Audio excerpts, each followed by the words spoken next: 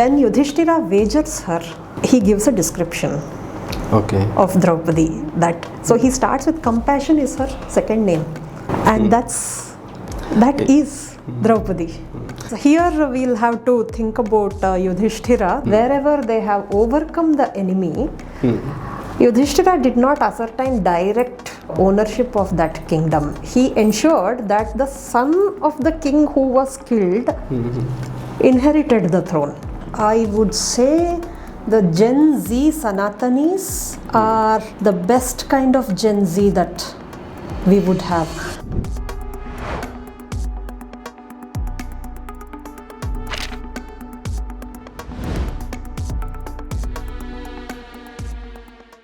Namaste all Bhakts viewers, and today we are here in Western Ghats Literature Festival, and today we have respected Sai Swaroopa ji.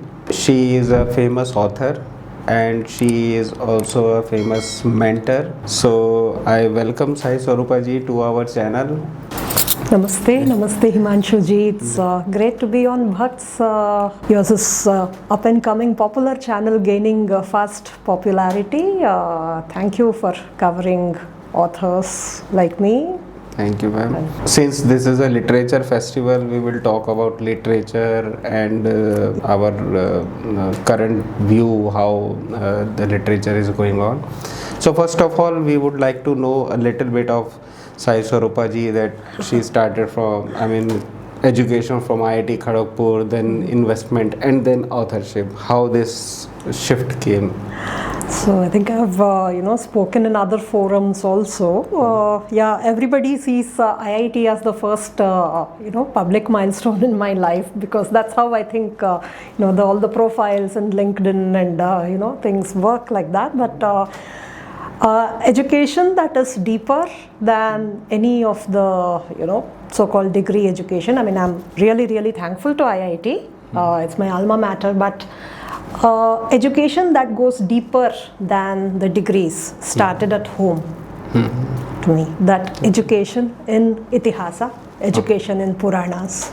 So that started, I should say, taking my mother's words, it started before I was born, because she started reading and listening, and we are a family that was into Bhagwan Sri Satya Sai Baba's fold. So seva, service, bhajan, and everything came very immersively and naturally. It's only when I started seeing the outside world that I realized my privilege. Privilege may not always be economic, or you need not be belonging to very rich family to call yourself privileged, but the blessing that comes from being a part of a rooted family, that matters a lot. Yeah. So that's where it actually started, and I am the first of my generation. My father is also the oldest, my mother is also the oldest, so every cousin that was born after me, so all the family functions, everybody unites, and the kids, the cousins would come to me, I would tell them stories to entertain them, and that's how the storyteller in me was born. So each kid would have a different question, there is a different way to engage them. So all that, I think, we never knew there is a craft called storytelling, and there's some kind of, so it was very intuitive and immersive the way it developed. And again, thanks to all this academic pressures as well as career pressures, we could not meet as often as we used to meet as we grew up. But the storyteller inside me, she continued. So that's how the authorship happened. So, but still, storytelling is a craft, yes, it is. It is an art. It's a craft. Yeah, it's not easy. Many people have their own thoughts and they want to say a lot, but still they are not able to communicate. So it comes with maybe some training or naturally, like you have said that you have this Abhimanyu effect that you started from your mother's womb. So maybe this storytelling and story crafting came naturally to you. Okay, so authorship came, but you have a different genre. Yes. Abhaya, Mori, Rukmini, all the women's. And as far as I understand that you are showing the space women had in the Vedic times, in the Mahabharat time, all the yugs. So how this came ki I have to write about women only of ancient times, and highlight their work. So it was not, I won't call it an accident, it was a calling to start with Abhaya. Because there were certain misunderstandings about Krishna, about him having so many wives and all that, and some conversations with my friends, all religions, and that set me thinking about one of the, so basically the topic was Krishna having so many wives, and me explaining to them why he married so many women. He rescued them from Narakasura. 16,000 Yes. And he was actually trying to give them a respectful life, an identity beyond being just captives of Narakasura. So we don't know from which corners of the country and all they came, and whether they can go back, and there's a lot of.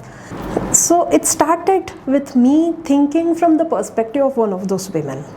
Okay. And that's how Abhaya was born. But it didn't stop there, because I got into thinking how the society of Mahabharata was, and how diverse it was. Yes. The Chandravansha thinking is different from Suryavansha thinking. Within Chandravansha, there is there is this northwest kingdoms, the Gandharas, in the way they think, Kekaya, the way they think, and the way Western India thinks, the way Central India thinks, and everything is said by Bhagwan Vedavyas. Yes. Right? It's not like we just have to read Mahabharata with humility. There is a lot that we discover about the civilization which doesn't get said enough. So that's how the storytelling journey began. So your research would have started from Mahabharat first. Yes. So can you tell us what was your basis of research, like which books or which resources? So and early research, yes. So early research started with Kisari Mohan Ganguly ji's translation of the Calcutta edition of the Mahabharata, because that was available online for free. Okay. But I could at most refer to it only on a point-to-point basis, because one, the language is Old English, very poetical, Shakespearean kind of that kind of an English. And then came Dr. Debroy's, Dr. Bibek Debroy's translation of the BORI critical edition of the Mahabharata. Okay. So it is into 10 volumes. But so you have gone through all the 10 volumes? I can say much later. So by that time I was well versed as to not about the full Mahabharata, but I knew where to find what. Okay. Right? My Mahabharata journey started with, of course, the stories told by my parents, grandparents. Then comes Rajaji and Amar Chitra Katha. Okay. So there you know the plot. Right? And then I should also credit some beautiful Telugu movies that were made in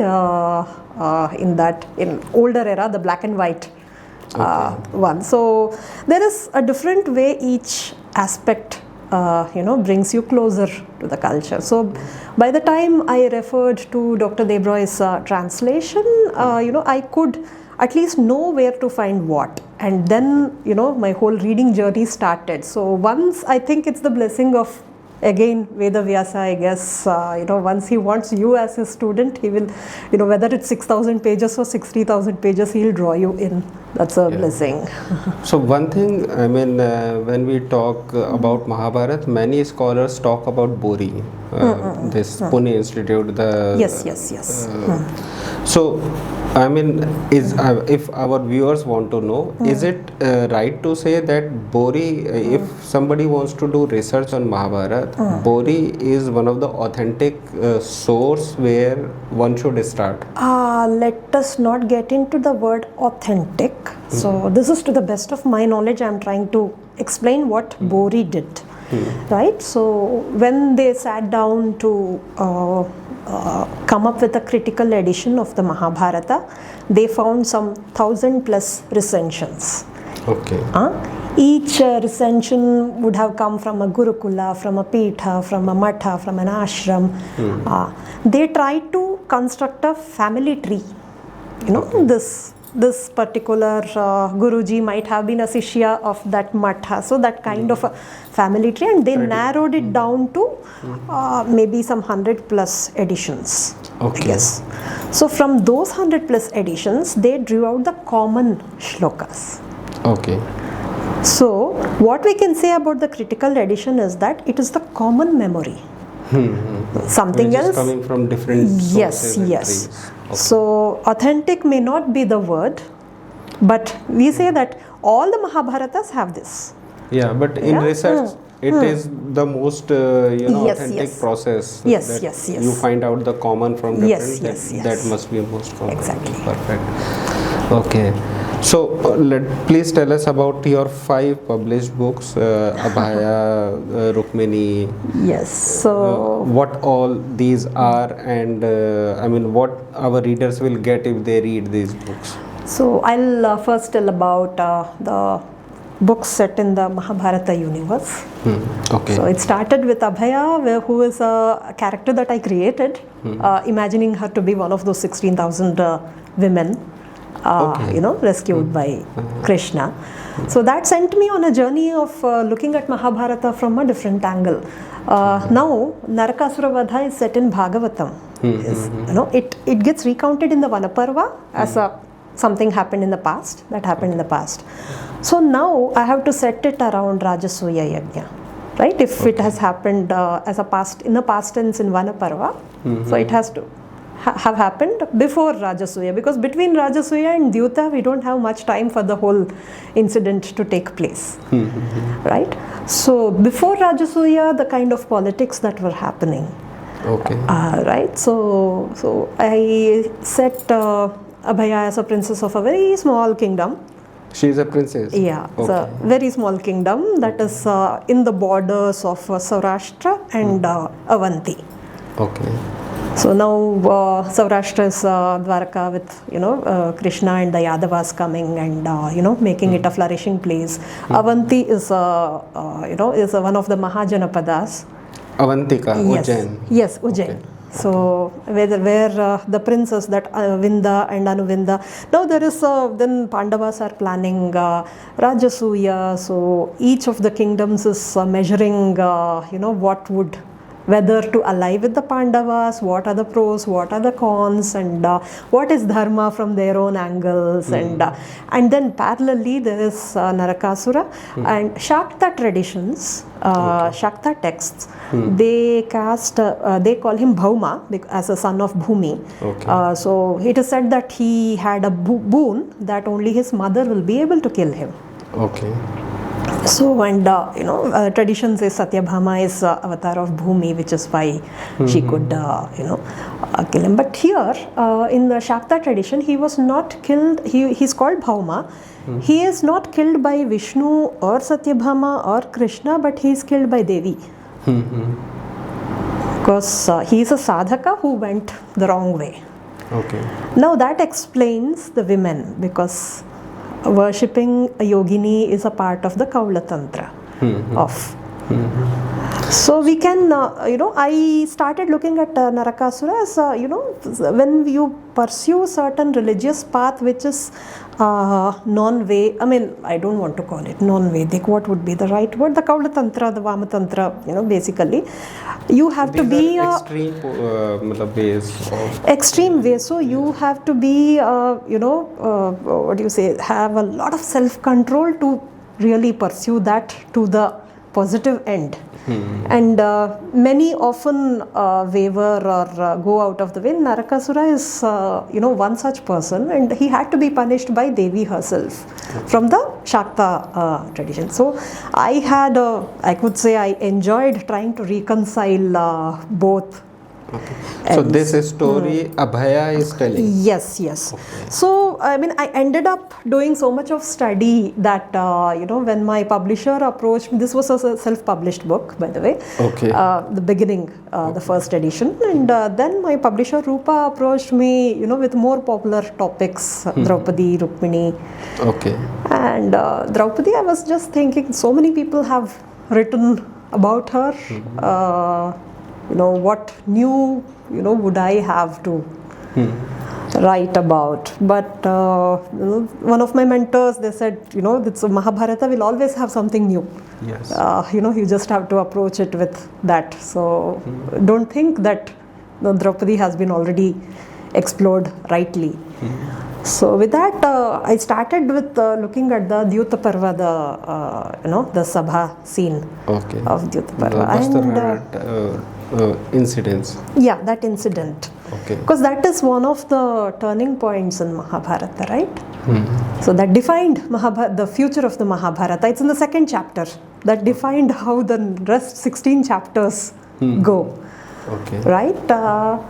There I was, positively shocked seeing that we all were told she is the victim of that Dyuta Parva. Her husband gambled her, she was dragged into all that.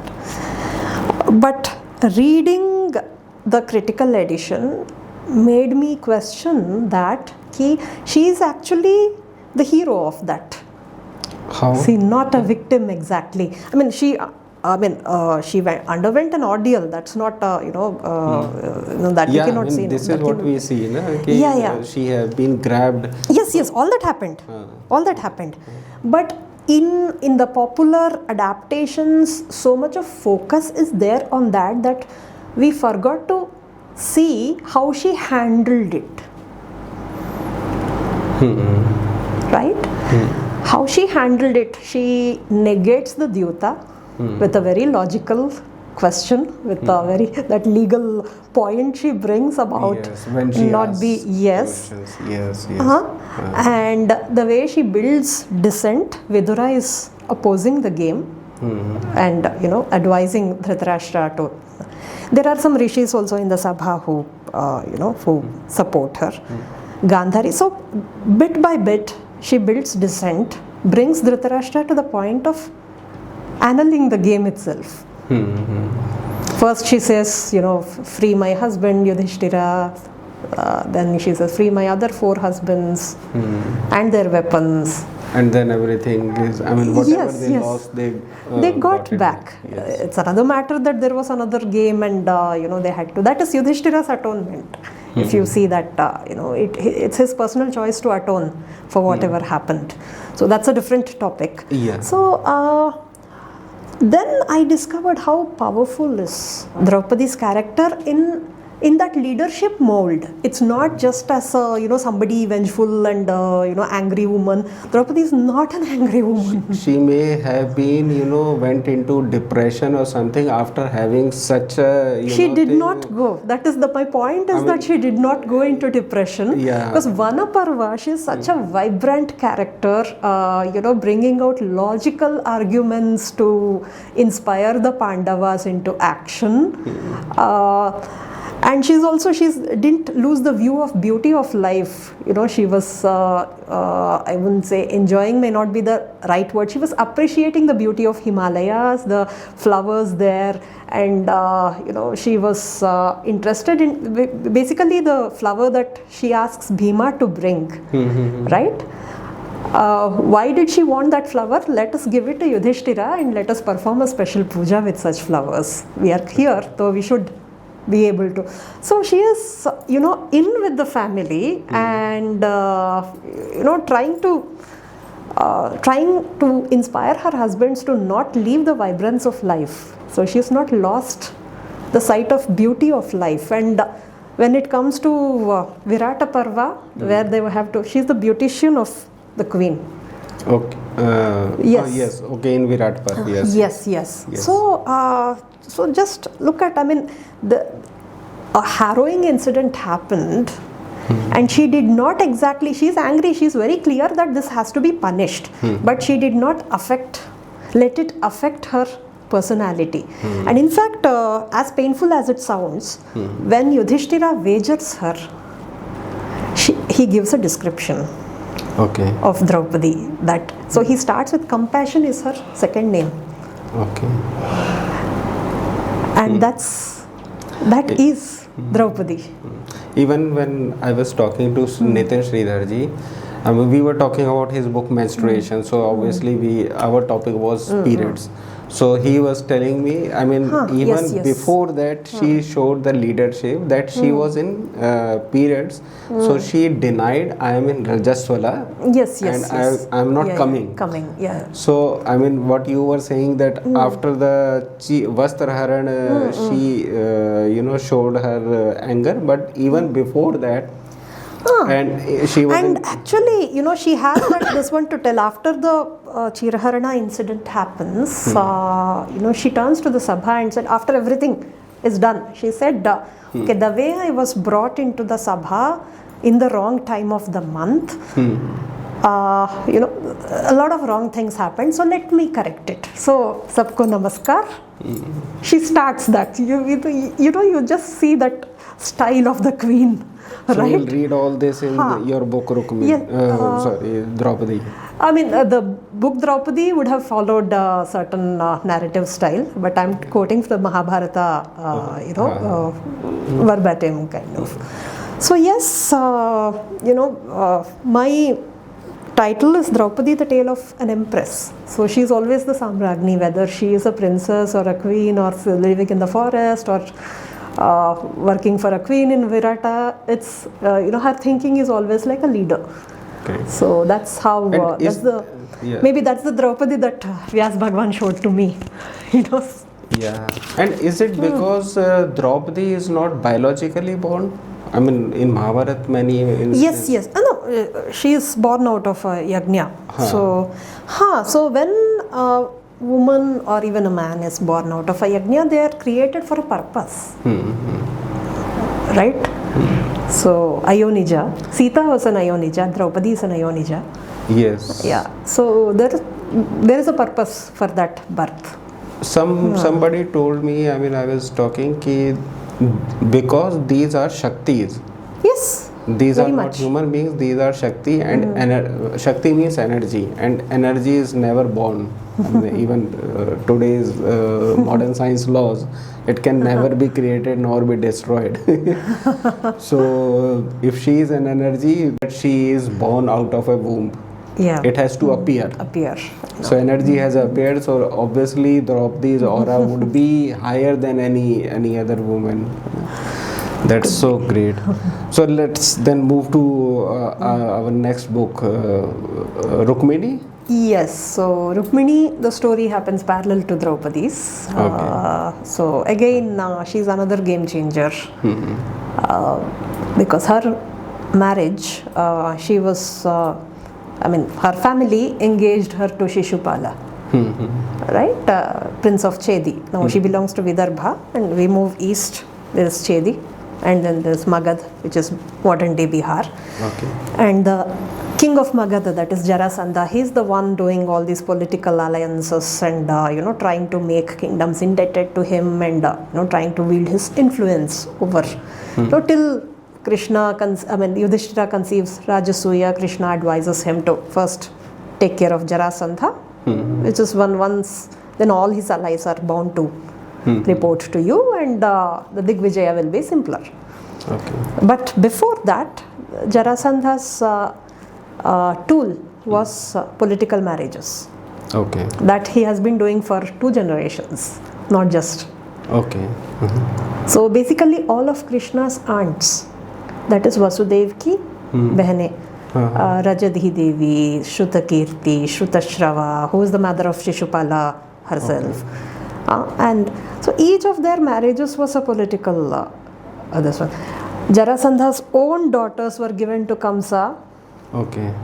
Why? he could not directly win over Kuru because Bhishma is there. And Panchala, Drupada is not exactly, he has his own sense of dharma, his own sense of welfare of his citizens. So he's not somebody who's going to bow down to Jarasandha. He may have certain differences with the Kurus, his personal this one, but Drupada is not the one he's a very strong king.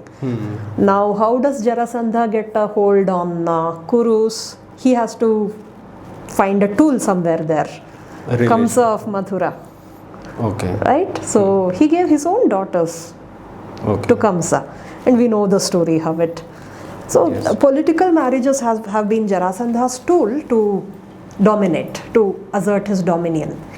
For one generation it continued, unquestioned. The next generation came. There's this princess of Vidarbha. Okay. Who thinks enough is enough. I will not let this design continue. I'll choose somebody who has the potential to stand up to Jarasandha. And who had outwitted Jarasandha by that time so many times was Krishna. Yes. So, two books from the famous characters. Yes. Draupadi and Rukmini. So we'll move to Mori, which is an extension of Abhaya actually. So because we meet a character called Mura, who is the commander of Narakasura. Okay. Krishna is known as Murari for killing Mura. And this is one place, other than the Devi Bhagavata and all that, this is one place where the commander gets a lot of attention. Krishna's fight with Mura is told in so much detail. Okay. I started wondering why. In Bhagavad Puran. Yes. Okay. Everywhere, Vishnu Puran also where it. So everywhere this guy is mentioned. Something special should be there. So in the Skanda Purana, we don't exactly hear about Mura much, but Pandavas are looking for a wife for Ghatotkacha. Okay. And Krishna suggests them there is this girl in Kamakhya, so Kamarupa, who is the daughter of Mura. Who is in the army of Narakasura. The Mura and Naraka are killed by that time. Okay. So the daughter of Mura is in Kamrupa, and she will make a very good wife for Ghatotkacha. Okay. So that's how Mauri's character came in. And Mori is daughter of Mura. Mura. Yeah. Okay. So, one more question comes out of this, that Krishna is killing Mura and Narakasura. Then marriage also happens across the families. So this is not quite contradictory that there are two sects. Not two sects. As per my understanding, there are 8 jatis: Asur, Danav, Dev, Rakshas, Manushya. Krishna is Manushya. As of now in Mahabharat, he is Manushya, and they are marrying into Rakshas jati. And not only Rakshas, but those whom they have killed, they are enemies. It's very, maybe not able for us, today's generation, to perceive how is it possible. If I have killed someone, I will not even drink his water, and we are giving daughter. Actually, this here we'll have to think about Yudhishthira, though I have not written much about him. Would say not just the Asuras, like say Shishupala, Dantavaktra, and Magadha, wherever they have overcome the enemy, Yudhishthira did not ascertain direct ownership of that kingdom. He ensured that the son of the king who was killed inherited the throne. So when Jarasandha was killed, his son, who incidentally is called Sahadeva, not our Pandava, but he was made the king. He was given all the. That's how Magadha becomes a very strong Pandava ally by the time Kurukshetra happens. Same with Chedi. Shishupala was killed by Krishna in the Rajasuya, but his kingdom was given back to his son Drishtaketu. Okay. And one of I think Shishupala's sister or daughter or something, they marry. She marries Nakula or Sahadeva. Okay. Same thing happened with Magadha princess marries Magadha and Chedi. Both those princes marry Nakula and Sahadeva, respectively. So it's Pandavas and Krishna always thought of inclusivity. It's not when Adharmi is killed. It's not that the whole family, clan and all is branded as Adharmis. The one person is killed, but the clan has to be brought back to Dharma. That's where this line comes कि पाप से पापी से नफरत नहीं करनी है, पाप से करनी घृणा करनी है, और पाप खत्म तो आपकी घृणा भी खत्म. I mean, yes, and I think this is coming since all the ancient time in our in our culture. Exactly. Great. And actually आपने वो जो जाति की बात की है, that brings me to the latest book, which is on Saranyu, not yet released, soon to be released by the publisher. You spoke about Asura Rakshasa women. Now, forget Pandavas. The contribution of Asura women to the civilization is something we don't acknowledge. Right so यहाँ पे एक political narrative चल रही है जैसे कि असुर राक्षस ना इंडिजिनस ट्राइब्स है देश के and this Aryan gods are somewhere from outside and same old suppression depression type of narrative is being peddled. So आप बोलते हो बलि को you Raja Bali, he's an indigenous king. Some foreign power came and oppressed him. But they don't acknowledge that Sachi Devi, Indrani, जो है, she is a Danava princess. Okay. She is the daughter of Puloma, who is the king of Danavas. But she married Purandara, became the Indrani. Okay. Right? And Saranyu, who is the wife of Surya Bhagavan. In my book, I refer to him as Vivaswan. Okay. So she is the mother of Vaivaswata Manu. In fact, we all exist because of her. Right? Manav Jati. So, yes. Now Saranyu is the daughter of Tvashta, who is Vishwakarma. The Vedic parlance of Vishwakarma is Tvashta. And Tvashta is married to Rechana. Okay. Rechana is the daughter of Prahlada, who is a Daitya. Okay. So it's all mixed. Yes. Dev, yes. Danav, Rakshas. Yes, especially the Asura women have been, their contributions to our civilization are huge. Sharmishtha, who married Yayati, Unit se to Puruvansh, Kuruvansh. Yes, and I think if we see Hidimba, yes, she was a Rakshasi. Yes, she was a Rakshasi.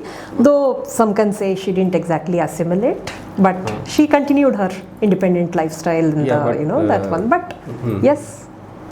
But she gave birth to Ghatotkacha, who was very important in Mahabharat war. Very much. Then from Ghatotkacha came Barbarik. Both are, very dangerous. If Ghatotkacha would have not been there, maybe Arjun would have been killed by Karna. Yes. So he was so much important. Very important. So I think there would be many references. So what we will get in this new book? Are we? So Saranyu is the wife of Surya Bhagavan. The Puranic story or the Vedic story is that yes, she's the daughter of Vishwakarma and she's married to Surya Bhagavan. We'll call him Vivaswan. And she could not bear the radiance of her husband. So she had to she creates a shadow. Okay. जिनको हम छाया देवी बोलते हैं. But before that she has 3 children. एक Manu, his name is Satyavrata या Shraddha Dev. Then Yama, Yami or Yamuna. Okay. So, look at this. Manu stands for life, mankind. Yama, Yam, death. for death. Death. And Yamuna is how the river which flourishes a civilization. Yes, A civilization develops around the river, yes, definitely. nurturing Yes, life. So everything is born out of her. preserver, destroyer. Exactly. And then when she creates Chhaya to take her place, so because she has to figure out her identity. Now, why am I not able to withstand my own husband? It's something that no wife suffered, right? And when she is on her sojourn, Chhaya has children. Savarni, who will be the next Manu, Okay, and Shani and Tapati. okay. Now, Shani is about destiny and learning and a lot of things. I mean, I'm not a Jyotisha expert, but I can see that he holds a significant part in a human journey, right? Yes. And Tapati, again a river. Yes. So we will see this connection in Yes, and a very important thing which we keep forgetting is the concept of Manvantara, yes. where time is cyclical. Time is not linear. Time is always cyclical. We always come back to the same point. Kaal Chakra. Yes. So that's something which I think I want the readers to understand and imbibe. And every time a Manvantara undergoes a change, there is a change in Indra. Okay. So in my book, you will see 3 Indras: the past, the current, and the future. Oh, good. So Manojava, who is the Vasava, jo bolte hai. Manojava is the past Indra. Okay. Purandara is the current Indra, and Bali is the next Indra. Okay. So this will be even quite thought-provoking and Trying to string Puranic incidents into a narrative, तो उसमें liberties भी लेनी पड़ती है. yes, of course. But then it's an attempt to make sense of various incidents. Because when we take, that is one weakness of a Hindu, because we lost that structured education of Vaidika. This one. So without that structured education, we hear about kahi meri, nani ek story boli, dadi ek story boli, teacher ek story boli, and kuch panel discussion chal rahi hai about this one, and so I'm not able to make sense of why somebody did that, why somebody did this, why Krishna married so many, and why Indra did what he did. Because I am hearing isolated incidents and I am not able to string them in a logical order. So I think storytellers have this, whoever have that penchant for storytelling, I think we all have this duty to attempt to make that narrative so that at least the readers, 10% of readers, if they get interested in the source texts and go to explore more, right, our mission would be successful. That's true. But one more question when it comes to time. I mean, time is the most controversial thing when it comes to Indian civilization and the Western civilization. Yes, exactly. And huge difference. Yes. What is your view on time? Is Vedic timeline really correct, and is it possible, like 4,32,000 years of Kali Yuga, then 8,64,000 years of Dwapar, and then even beyond that Treta Yuga was there. So I mean, if we see this Vedic timeline, then Kali Yuga just started 5,000, 7,000 years back. Before that was Dwapar Yuga. I think, yes, we believe around 3102 BCE is the start of Kali Yuga. There are differing opinions. So now I would say I'm not a Panchanga or a historian, kind of. So maybe, I mean, they are doing some healthy debate on when it happened and how it happened and what would be the, there is archaeology, there is language, there is, there is genealogy. So which is giving that kind of a. But everybody this one. has their own view. Like, I mean, you have done extensive research on Mahabharat, so maybe some evidences comes to you ki at least Mahabharat. Okay, for Mahabharat, many people agree ki yes, tentatively 5 to 7,000 years. That is fine. I mean, from everywhere it comes. Yes, So that is authentic. That is fine. But when it comes to Ramayana, then contradiction starts, because most of the people, they want to cover that Ramayana was 2,000 years older than Mahabharata. Mahabharata. So that means the Dwapar Yuga was only 2,000 years longer. Because Mahabharata was in Treta Yuga. Oh, sorry, Ramayana was in Treta Yuga. So we may have to, look at again.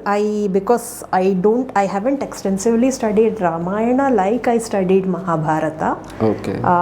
In fact, I wouldn't dare to be arrogant about my knowledge of Mahabharata also, because maybe fourth time, I was trying to read it end to end, and I was wondering where did this go in my last reading, right, at various places. So this Itihasa itself is like companion for life. So it teaches you how to look at life. Then life teaches you something, and you go back to Itihasa and find a new knowledge totally.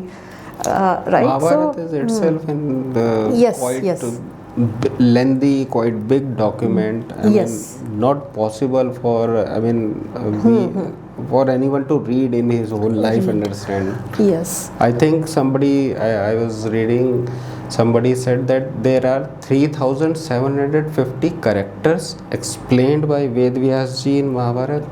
3,750. Could be. Huge. It's huge. It's huge. Nobody can understand. Could be. I have not exactly counted. Yeah, I was just, somebody was, the scale is also one part of Mahabharata. Scale is a part of Mahabharata. Like the number of army was there, 9 Akshani Sena this side, 11 Akshani Sena this side. 18 Akshahinis. Yes. So the scale is also one 4 big million, thing. 4 million warriors. Yes, basically. in one land at one time fighting. And we are not yet counting the Sarathis, the Mahots, the replacement Sarathis, and the guys who are tending to the horses. Food. The guys who will sharpen your weapons. At least 2 times food is required for 40 lakh people. Exactly.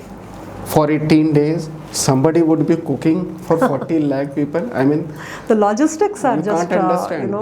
Then who would be sewing their dresses? Who would be, sharpening their swords? Doctors tending to them. And funeral. They have finished 40 lakhs in 18 days. Make an average per day. How much would be dying? And it's not like they just dump the dead bodies in somewhere. It's proper ritual of every warrior. Ritual. That is again, look at Yudhishthira. I mean, he ensured that everybody on both sides got their. Nobody was insulted in their death. Yes, final ritual. Nobody was mocked in their death. Everybody was given their due. So Mahabharata always mesmerizes with the scale. What would be the scale and scale with how depth. It happened. So that is why I am also interested in this, understanding this scale. So there I came to know that somebody was saying that 3,750 characters. Mentioning 3,750 characters, making an idea every territory. Actually, there was one Telugu book which my late grandfather had presented to me. Now I'll go and count back. So it is called Mahabharata Darshini, which in Telugu, which is which was published by TTD. Tirumala Tirupati Devasthanam. Okay. So in alphabetical order, like the Telugu alphabetical order, which is almost the same as a Hindi or a Sanskrit alphabetical So in that alphabetical order, the characters are given, but it somehow never struck me to count them. So probably I'll go back and count. So that is also, I have to credit that book, because you can just it's not like a sequential book, right? Open any random page and know about a character, right? They had this 1 para, 2 para, maybe at most 2 pages description of that character, depending on how important he or she is. It's in Telugu only. It's in Telugu. I think that deserves a translation. You're giving me ideas now. But just see that 300-page book giving an idea of the scale of Mahabharata. Seriously, I mean, it always mesmerizes. Whenever we discuss, I mean, this scale mesmerizes. So I think now you have another project to translate this Telugu book into English, because Maybe, I mean that will be another angle to understand Mahabharata. Yes. You know, people say that it's a story, it's a myth, it's you know, like Romila Thapar, we have heard that she said that Yudhishthir was inspired by Ashok. So I mean, imagine. I traveled in time machine. So not possible for anybody to create such a story unless until yes, it's not possible to imagine that, because just see the war parvas. I have not written much on the war parvas, but the details with which it is described. And by the way, there is an anthology that's being republished called Unsung Valor by Indica. Okay. So I had curated that. We were 10 writers were selected based on the forgotten victories in the Mahabharata. Okay. So I mean, you have Bhishma, you have Arjuna, you have Bhima, you have Satyaki, you have Karna. You know who have this top level of victories. Leaders, but then there are like say Prativindhya, who is the son of Draupadi and Yudhishthira. I think most of us would have forgotten his name also. He scores a victory against Ashwathama. Prativindhya is another son. There were 5 sons who were killed by Ashwathama. Yes. So he scores a victory over Ashwathama on one of the days of the war. Ashwathama had to withdraw. Okay. Right? So, and then there is a Panchala prince called Yudhamanyu. Once he wins against Duryodhana. Okay. And all this happened in 18 days. In those 18 days. So there were 10 writers who wrote, each of them, wrote about a brief life of that character, his own, definition of dharma, what being in that, the larger story, being a, playing. So that character becomes so important at that point of time, right? To tilt. And we have the Kaurava warriors also, Bhagadatta, for instance. Yes, too much. Shakuni as a warrior, we don't know. Yes. So we only know him as, again, that's one more character whom we haven't done exactly justice. But he as a warrior, we don't see him enough. So there's so much Shalya, right? So much of, as you said, Mahabharata as a scale. So this is one anthology which is being republished by Indica, Unsung Valor. That's that would good to read. Yes. No, I was in Mahakumbh last year. So Mahakumbh gave a scale, like there is one sector 1, sector 2, and if you are in sector 1, you cannot imagine to go to sector 13 or sector 12. They are quite huge. Then something clicked. The Mahabharat war must have been done in this way, sector wise. It could be, because we know that Arjuna for a whole day he could not see what happened in the main front of the war, and by that time Abhimanyu is killed. Exactly. So it has to be it has to be. Way. And there is a time where Bhima, the day of Karna's killing, right? Things become so hopeless. That Bhima, who never lost hope. He's the most energetic characters. You know that once Bhima enters the scene, there's a burst of energy. Right now, Bhima is in a situation where he knows that Yudhishthira is defeated by Karna, and he's injured so badly that he had to retire. And Bhima is not finding Arjuna on the field, because Arjuna also went to check on Yudhishthira. So now he doesn't know what happened to both of them. I mean, Yudhishthira how badly is he injured? Is he alive? And why don't I see Arjuna has something worst happened to them? Then in case both of them are no more, everything boils down to me. I have to protect the twins and I have to take this war to completion. And he asks his Sarathi at that time that do I even have enough arrows in my chariot to fight till the end of the day? Right? I mean, Bhima losing faith and hope, right? And see the role of that Sarathi for that moment, it would be for 2 minutes, where that Sarathi says, the Sarathi says, you have so many long range arrows, you have shot so many short range arrows, almost none of your arrows missed an aim, you have killed so many warriors, and I still have placed, I know how many arrows I placed, so you can shoot till the sunset, and even after the sunset the arrows will not finish. So now is that not the time for you to lose hope. And whatever the way I have seen you fight all these 17 days, you have been you are the reason that your brothers hope for victory, so you should not. So that is another mini Gita, who Bhima's Sarathi gives the pep talk with data. There we know that the Sarathis are so important because they strategize the war. They have to place enough arrows, ammunition for the war, and that just clicked when you were saying Sarathi is not a lower caste or not at all, not at all. That's another misnomer being peddled. For the same reason, Karna's father was a Sarathi. Sut. He was said Sut Putra. He was Sutas here, Sutas are a mixed clan. When a Kshatriya man marries a Brahmana woman, it's a Pratiloma marriage, right? So the children of that union are called Suta. So socially they are in between Brahmanas and Kshatriyas. So they have it's just both that, knowledge. Yes, exactly. So there is a knowledge dimension and there is a valor dimension. So they became storytellers. I mean, Mahabharat ne to Sut Pauranik ne bole the. Yes. So he is a Suta himself.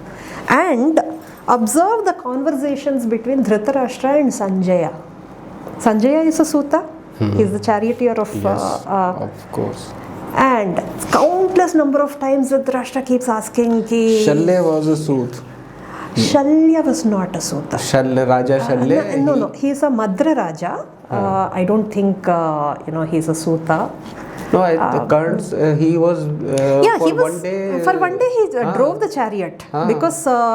land, the Trigarta, the Madra, Sindhu, Trigarta, those kingdoms were good at horse breeding, which is why, and by the time, the 17th day of the war, so many Sarathis were killed that Karna needed somebody who knew horses well. So a Raja can become a Sut.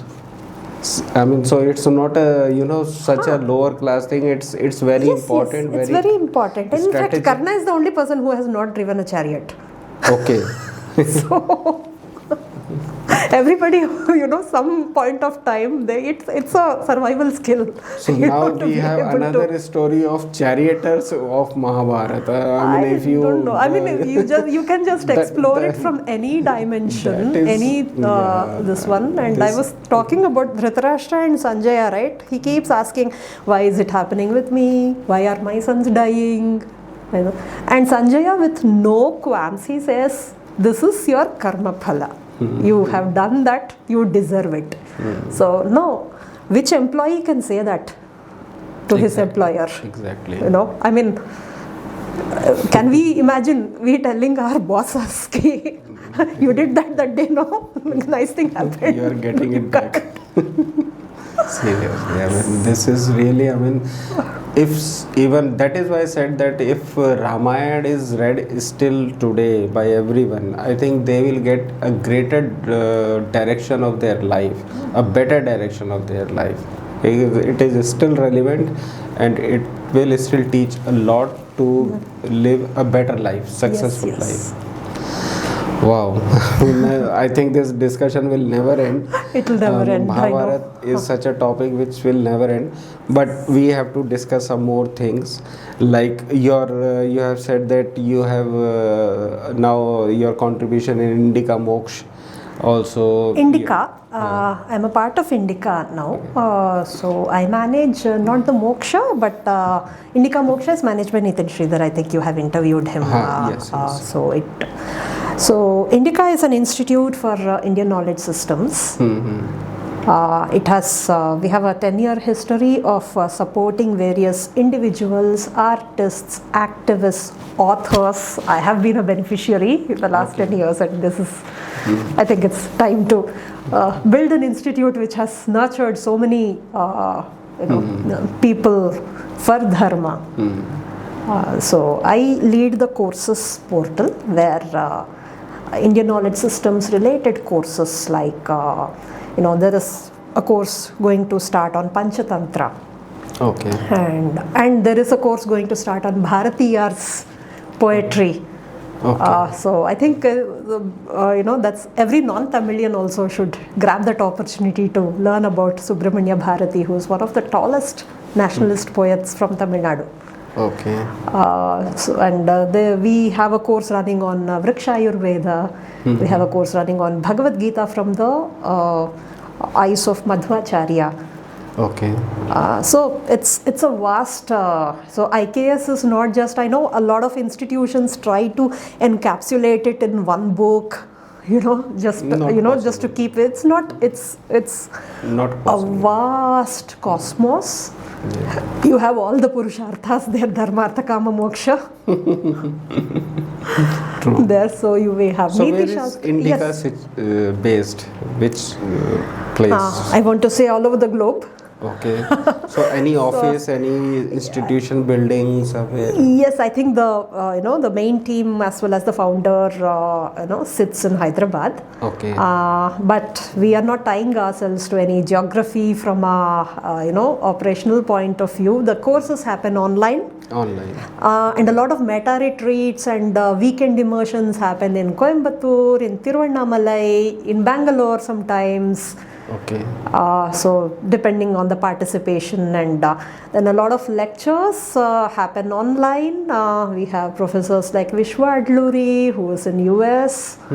Of course, we have Indic Film Utsava happening in US, celebrating positivity of Indian cinema. Encouraging filmmakers, independent filmmakers who are celebrating India. So it's a global institution. I mean, for IKS. For IKS. Yes. And who can join this, and why? I mean, somebody should join. What? So please visit the site indica.in. We have centers for yoga, moksha, soft power. And so just I think anybody who is a Sanatani can find a cause to find a cause that resonates with his or her Swadharma. We'll be setting up the Center for Writing soon. Okay. Where we are trying to nurture writers for the so next is there generation. any kind of criteria to join or register into some courses or no criteria to register for any course. You just have to have the jignasa. Okay. So indica.courses is the portal where you can go through. If the course has already finished, you can also express interest, so that if we have enough interest expressed, we can invite the same faculty to repeat the course. So it's very flexible and very friendly, and most of our courses are conducted in the evening times where working professionals can log in while returning from their office or this one, and listen, and they'll also get the recordings, so that if they have not listened fully, they can again replay during the weekend. And so any subject, if somebody wants to study like Arthashastra. Arthashastra is something which we are considering, we are also looking for faculty in Niti Shastra basically. I think there have been a lot of courses on the moksha element, on Bhagavad Gita, on the acharyas and they'll keep repeating as, as there is interest expressed. We are also trying to build the Niti Shastra element, because not just dharma, we have artha as the statecraft, the public leadership, everything. And Indica also is coming up with a center for public service, where we would be offering workshops and tailor-made courses for the bureaucrats as well as private organizations about relevant parts from our Niti Shastra traditions for leadership, for public service, for government related. And it's in one language or different languages? Like if somebody Hindi speaking person wants to add a course, there would be a Hindi speaking course, or it will be mostly in English? So Indian languages we had tried in past. Somehow we still have to build a audience for it. So we'll never say no. But there may be a time in the future. So Indian languages have to be nurtured. That's where we definitely because see, authenticity is one thing, and Indica has an authenticity a lot. But if somebody wants to learn, let's say I want to learn about Arthashastra or some other subject. No, see, you can be assured that if there is a course on Arthashastra, you can be very much assured that the faculty is well versed in Sanskrita, who has really and can do the best justice one can do while translating and saying in. So English, it's only because we want to cater to global population. So we have a lot of people as seekers. We don't call them students, we call them seekers, because they it's not a part of your degree program where it is forced upon you. You are coming because there's a calling within you. So as a seeker, so there are global level seekers who come and who are a part of our online courses, sometimes offline retreats. Great. Okay, now our last part is we want to know about your contributions. Like we have seen that many authors mention you, either you have a foreword in their books or either some kind of contribution, guidance. So how does it come? Like authors comes to you? Yes, yes. There's no way that I will know. But when I started writing, it was 2011. I first self-published in 2015. That was the year, coincidentally, Indica was also established as a book club, and I could benefit a lot because of their initiatives. But I would say that there was a part of my journey which was really lonely, and I didn't know who to contact to, how to get the support, and how to a lot was figured out on the go. And yes, I had a lot of blessings coming my way also.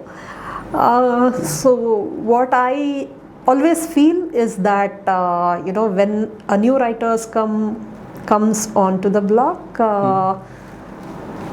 if I can make life easy in any small way, I will. And of course, some bandwidth is limited, so that is subject to how much I can do physically. So you are self an institution that somebody can come and ask for a help or guidance. Yeah, that's why we are setting up the Center for Writing at Indica, so that it can be better institutionalized. It should not be Sai Swaroopa has time, so she'll do it now. She doesn't have time after 3 months, so she won't do. So it shouldn't go down to individual level. So true. We are trying to institutionalize that right from idea to writing, the publication. So Indica has publications too. Okay. So great. Wow. So this was quite great discussion, long, and I think it still looks like that we have discussed very less, and there are more topics. I'm always ready to come for a part 2. definitely, and I think we will come back for another part. So, due to time, we have to close this podcast today here only, and we will end with one message from Sai Swaroopa ji to our all the listeners, viewers. That we mostly I ask that what is your message to the youth, for today's youth across the globe, the Sanatani and Hindu youth, how they lead their life. I will actually take a humble approach here. I would say the Gen Z Sanatanis are the best kind of Gen Z that we would have, not as disillusioned and directionless as the West, not as radicalized as the Middle East and the some countries of Southeast Asia, not misled like the ones in Nepal. As much as maybe we try to teach them responsibilities and they seem a bit kind of off, but we have the most responsible Gen Z. The Hindu society, the global Hindu society has the most responsible and the most innovative, most energetic Gen Z, and it's our duty to channelize them so that they can realize their Swadharma, Swabhava resonance and take it to the next level. So you guys are our future, and you guys are doing great compared to your other compatriots and peers. A little bit of Swadhyaya, right? Self-study of our Itihasa Puranas, a little bit of Jignasa, that's the curiosity to know what is right, what is wrong, and a bit of engagement with the Purusharthas. Dharma, Artha, Kama, Moksha, whatever we want in life falls into these buckets, and prioritizing, right? It helps you guys prioritize in the right manner and live your lives to the best potential, and make our ancestors proud. The way our ancestors make us proud, I think we have to give back to past as well as the future. So that's my message. Wow, thank you very much. Very, very much. Thank you, Sai Swaroopa ji, for coming to this podcast. And we hope to meet again with another discussion with new books. Thank you so much. So that's a good incentive to write more books. I'll come back. Namaste. Namaste. Thank you, everyone. Thank you.